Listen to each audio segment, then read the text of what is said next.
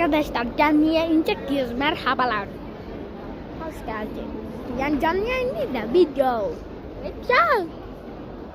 Herkese merhaba arkadaşlar. Herkes. Ya YouTube'a rağmen bu kadar mı zaten? He? Kız çocuğa bana bakıyor. Herkes benim bakmak zorunda. YouTuber'luk. YouTuber'luk bu kadar mı zordu? Gösteriliyor. Çocuklar gösteriliyor. Buradaki çocuk var bir tane. İnşallah görmüşsünüzdür. Şu arkamda da bir çocuk var. Şurada. Görmüşsünüz.